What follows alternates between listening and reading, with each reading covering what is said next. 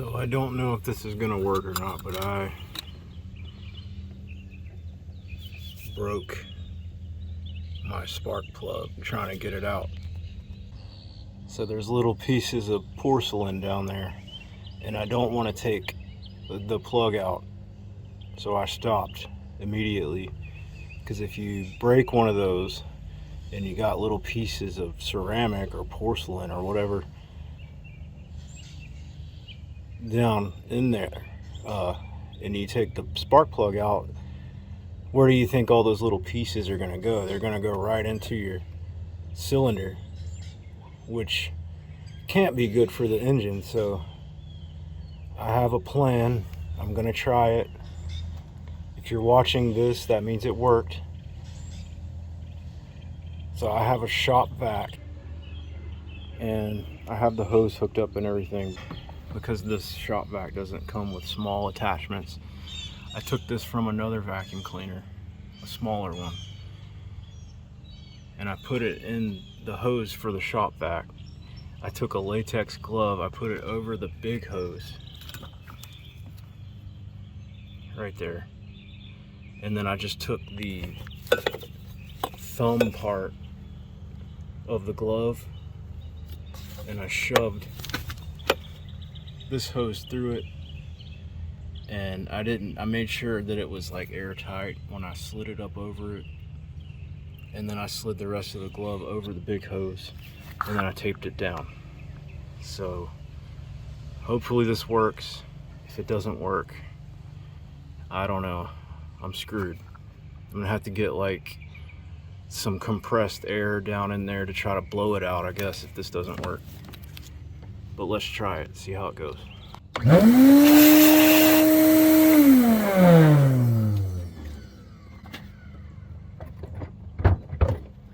helps if you hook your shop back up right.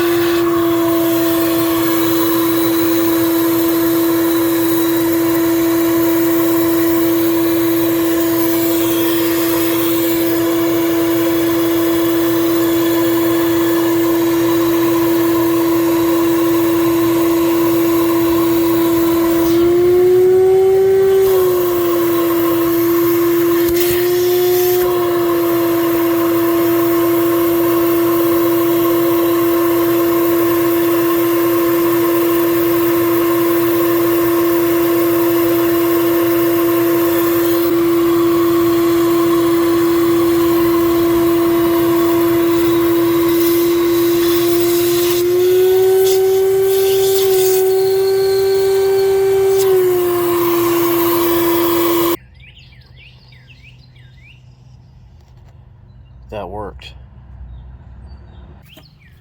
Sorry this is such a crappy video, but I'll show you one more time. It's gone. But there is still a broken spark plug in there, and I have to be really careful with it because it still has porcelain on it that can break. So the whole object of this is to try to keep from getting any of that crap to fall down, you know, preventing it from falling down into the cylinder head. So I'm going to be really delicate with it and continuously check to make sure that it's not continuously breaking off and falling down in there, because it's got to be clean when I pull the plug out. We'll see how this goes. I put my GoPro on my head, and hopefully it stays on my head. But just to reiterate, you're not going to be able to see down in the hole anymore, but I got the spark plug loose, but in order to do that, I actually had to break some more pieces off of it. So here's another piece of it that I actually got out with tweezers, but there's small pieces down in it yet again. So here's the deal. I'll show you the best way to do this. Now, if you have latex gloves, it helps a lot, because this is what's helping me get my seal, and I'm not having to like rig up some complicated contraption to get a seal. And it's working.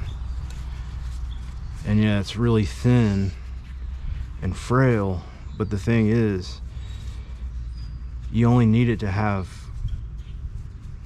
an airtight lock on it for a few seconds, because that's all it takes to get the crap out of the hole. So if you put one end on there like that and hold it, it'll create a seal on the valve cover, or whatever you want to call it. And then if you put another end on the hose like that, which I'm gonna show you one more time. Get my phone out again because it's got the light on it. I'm gonna show you one more time.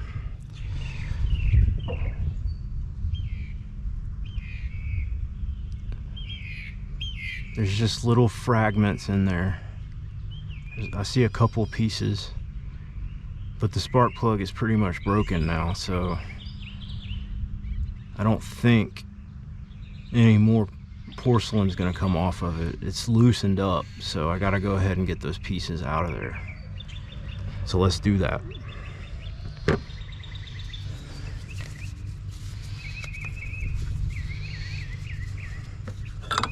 So just like I said, I'm holding it over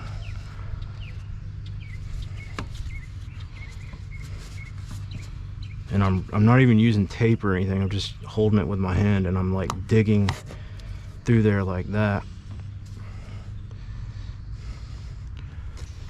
I'm gonna go ahead and turn it on.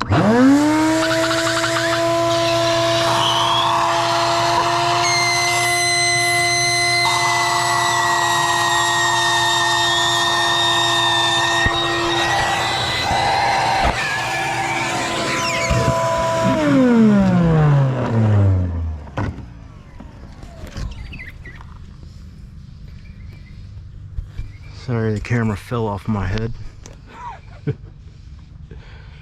Alright, let's look and see if that got it out. There's still a little piece in there. It's not very big. I can see it though.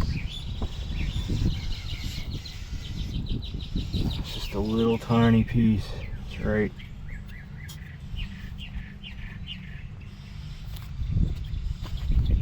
It's right there. It's right underneath it. Let's try that again. You're gonna go through some gloves when you do this. It's inevitable. And it would be easier if you did tape it, honestly, it would. But I just don't feel like doing that. Start over with the new glove.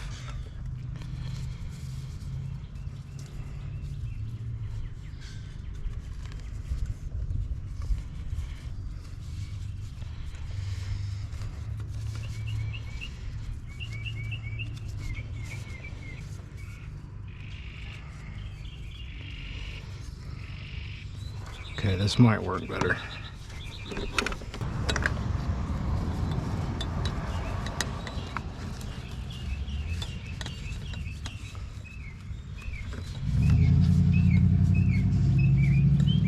Like that.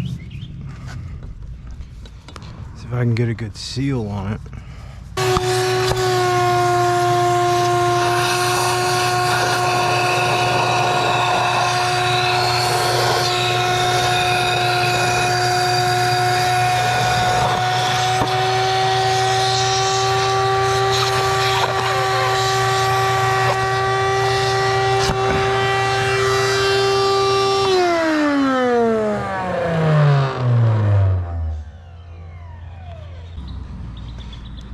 think I got it out.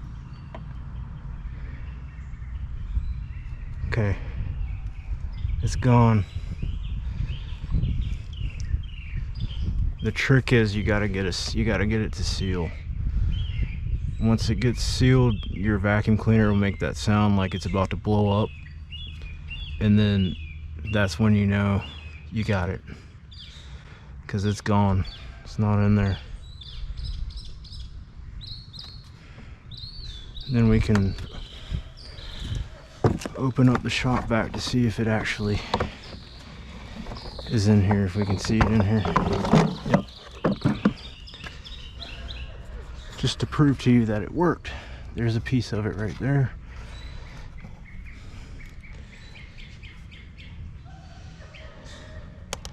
So yeah, I mean, it's unfortunate that crap like that happens, but if you have a shop vac and some latex gloves and a little pipe. I heard another piece. It's in the hose. I heard another little piece moving around in the hose. But that worked.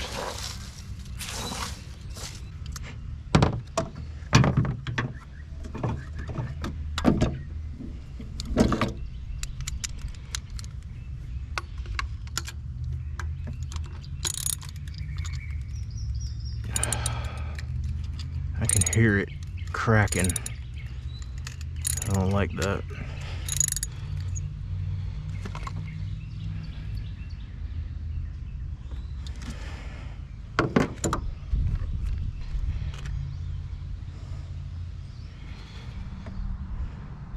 I don't see anything though. I don't see anything in there.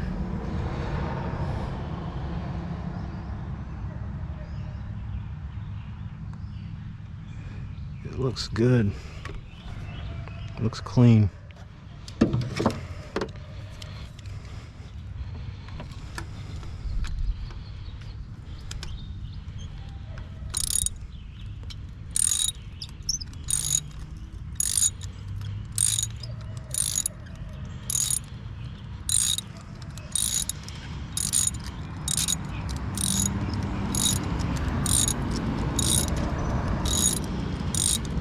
Still got 3 more to take out too.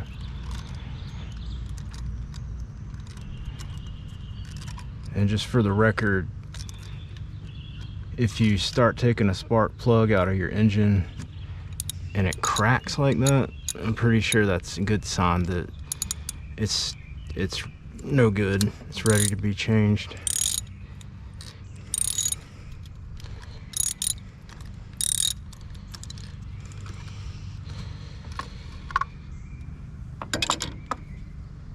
Look one more time before I pull it out.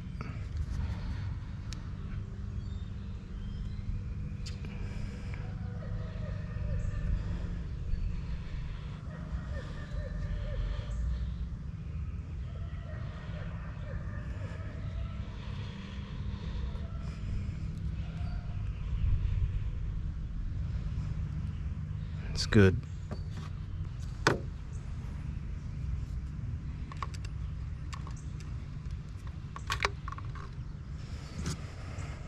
There it is.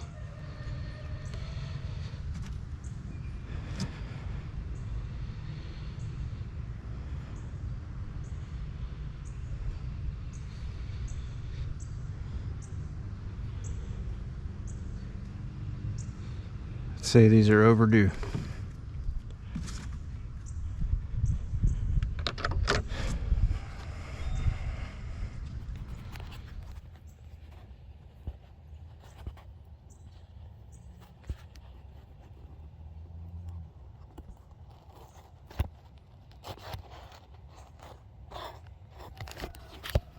I don't see anything down in there in the cylinder head. No glass. Nothing like that. I can see the top of the piston. No glass. So that worked. Good deal. So yeah, I hope this video helps you. If the same problem happens to you again, that's basically all you need to fix it.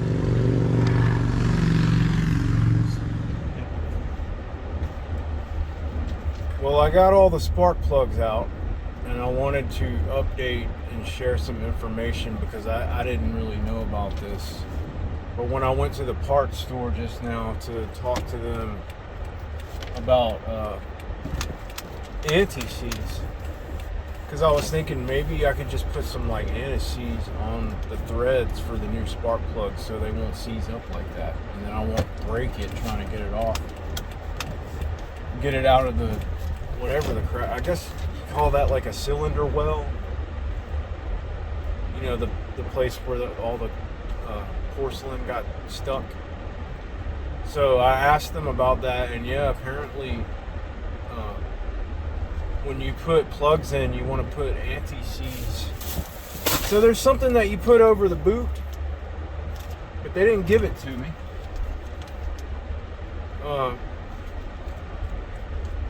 It's supposed to keep the moisture out of the, the boot for the coil that goes over the plug.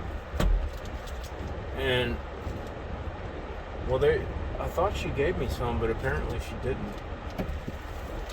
But anyway, the threads for the spark plugs, put some anti-seize on them, because apparently what happens, he said, especially if you have an aluminum head, there's like an electrolysis process that happens with the spark plug, and because the threads on the spark plug are steel, it kind of fuses together with the threads on the actual head being aluminum, and it's like an electrolysis kind of thing. So that's why it broke.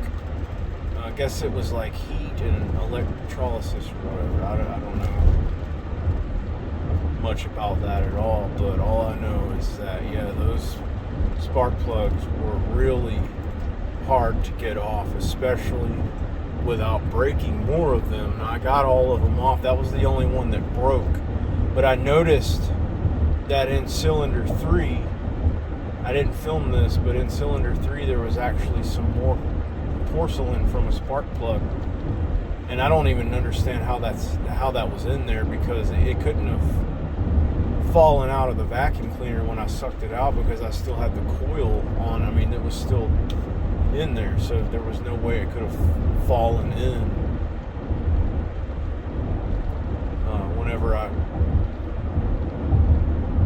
got it out with the vacuum cleaner. So I don't understand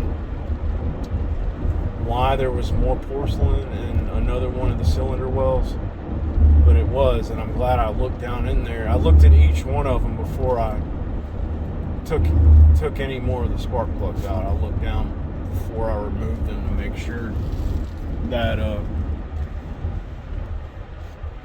there wasn't anything loose, be it porcelain or anything else that could have possibly fallen down in there. So yeah, that's my tip to you. When you're taking a spark plug out of an engine, always check in the cylinder well. I'm just going to call it a cylinder well because it seems like a proper name to me, to make sure that nothing's going to fall down into the hole for the threads where your spark plug goes in. You know, they also have to have spacing, and I don't have a spacer. I just realized I don't have a spacer. I'm sure I can come up with something though. I mean, maybe they're already spaced, because these are I have a Ford Focus and these are Motorcraft spark plugs, so maybe they're already gapped to spec. Maybe I don't have to mess with them at all. But anyway, yeah, just wanted to share that with you. Put anti-seize on your spark plug threads before you change them, or before you put new ones in, and that way it's not gonna fuse together through electrolysis, and you won't really have any issues getting them out later on when you gotta change them again. So yes, just something else I want to point out. about spark plugs and explain to you real quick. I know this video is just dragging on. This is the last clip, I promise. Now, I had some issues. I just told you to put anti-seize on your spark plugs, right? Well, that's what they told me at the parts store, is to put anti-seize on them. And you should. You really should, so that the metal doesn't get stuck together, the aluminum and the steel. But I think I put too much on the threads for the new spark plugs initially, because when I first started my car up, it was running like crap and it was acting like it was gonna misfire or something. I mean, the engine was just running real rough, so I ended up having to take them back out, and I wiped them off a little bit, put them back in, so they still had a little bit of anti-seize, but not nearly as much as I had initially put on them.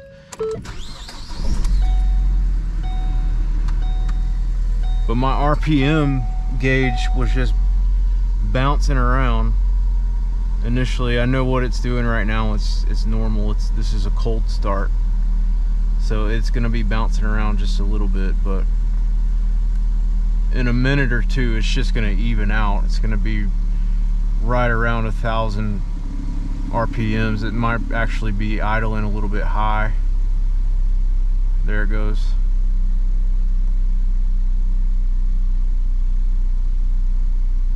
It's leveling itself out now.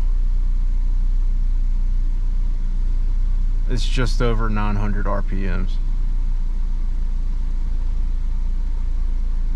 But it's steady.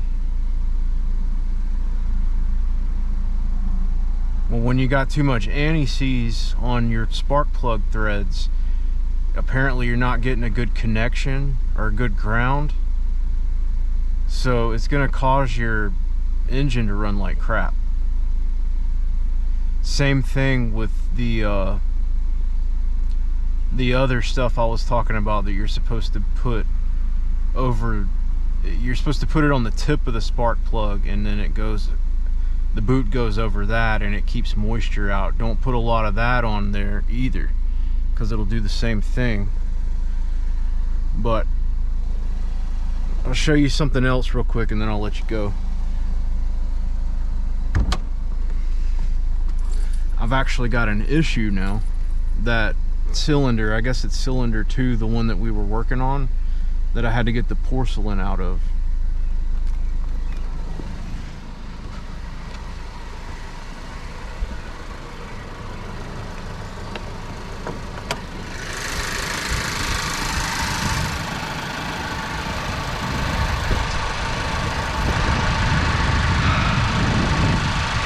The threads in the head are actually a little bit stripped, and you can hear it. It's skipping here and there.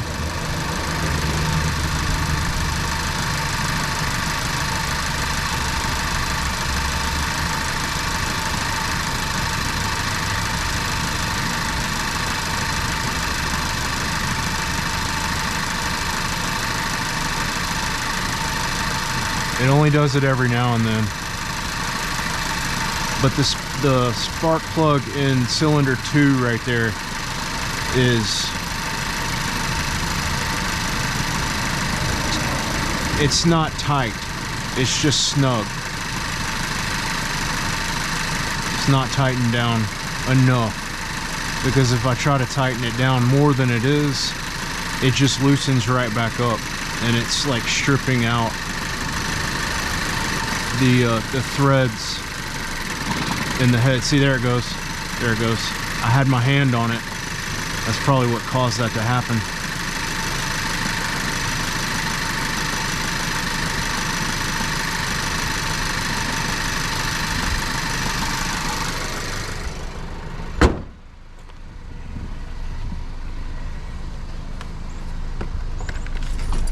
So what's my point? Well,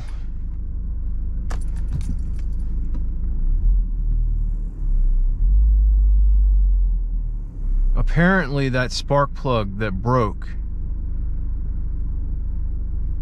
who was probably put in the engine by the previous owner, or maybe a mechanic or something,